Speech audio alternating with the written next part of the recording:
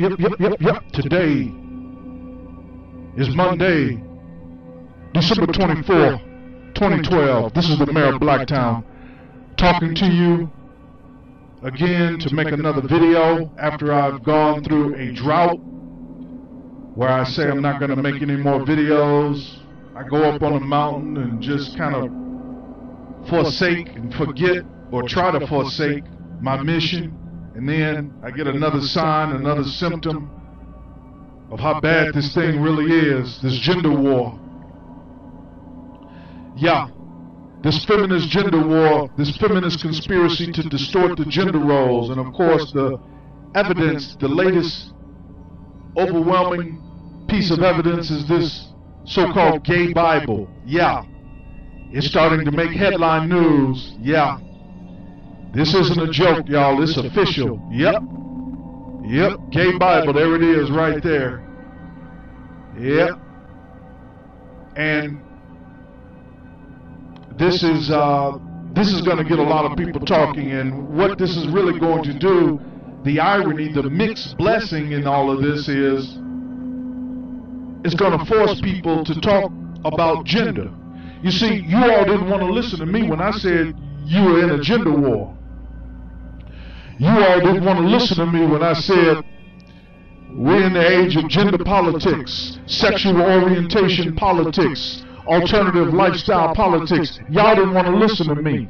Y'all didn't want to listen to me when I tried to tell you about the feminist conspiracy. Yeah. Y'all didn't want to listen to me because the irony is that's really when I stopped making videos. Yeah. My last videos that I made were showing the animation of Adam and Eve. Yep. I said I was done, that I had done my job. Yeah. Yet now it's flaring up again. More evidence of how vast this gender war is. Yeah. The gay Bible. Wow. This is awesome. And see what's happening. See, when you deal with the gay issue, you can't just say gay is wrong. No. Gay politics is bigger than that because the homosexuals are all around. You're working with them on your job.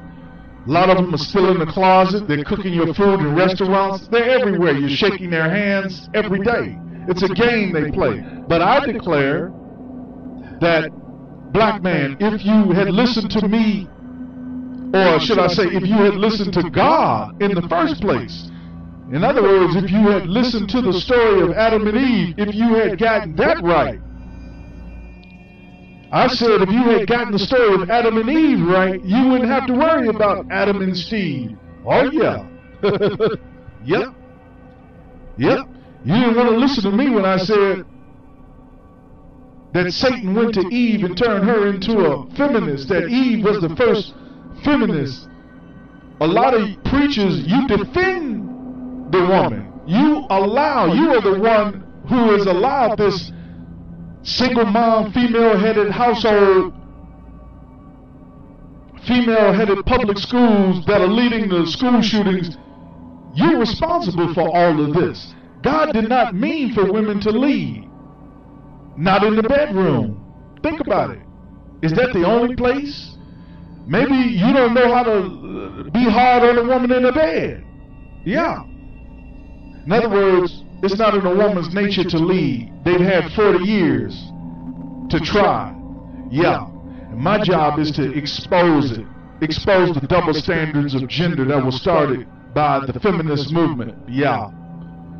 And of course, you all hadn't been listening to me after I've made hundreds of videos telling you and explaining to you and exposing to you how vast the gender war is and the feminist conspiracy. So now you're being bombarded with the gay Bible.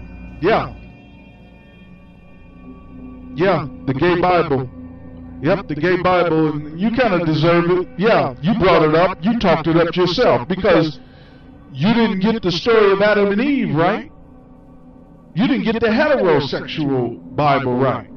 You didn't want to get the idea that you're in a gender war, right?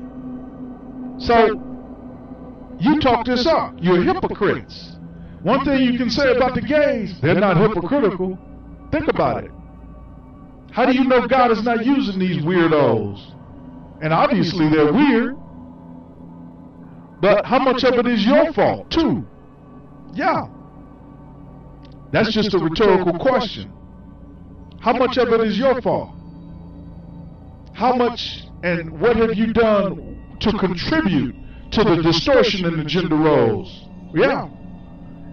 Anybody who keeps talking that garbage about women are equal to men and not admitting and refusing to admit that men and women are different, you are the responsible for this rise in the gay Bible. Yeah. Yeah, that's why our boys are shooting up our schools. It just happened.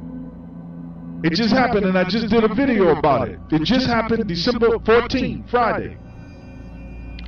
And a week passed. There was a lot of debate, discussion in the media, and then, of course, the president of the National Rifle Association gave a big conference talking about gun control, and once again, he exposed the double standards and the utter hypocrisy of the politicians. For example, Chicago already has a gun ban. Handguns are outlawed, illegal. They're not sold in Chicago yet.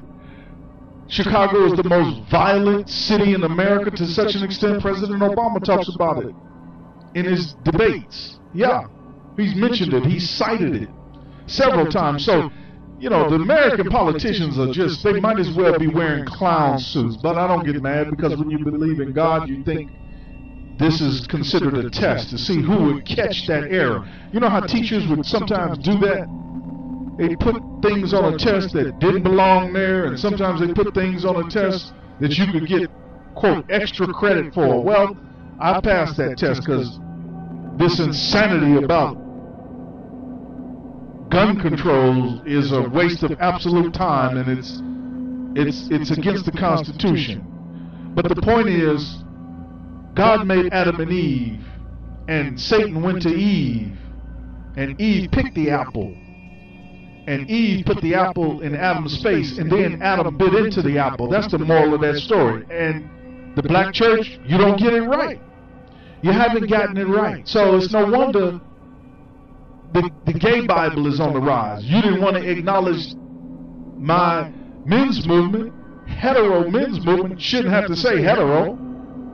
It's just men's movement. In the black community, see, the black community is riddled, laced, and layered with utter confusion, double standards, hypocrisy, contradictions. Some of it is left over from slavery, post-traumatic stress, slave disorder syndrome. Some of it is just normal hypocrisy that you find in all human groups that has to be exposed and opposed. Yeah. And that's partly my job, and it's been my job, and I've done it.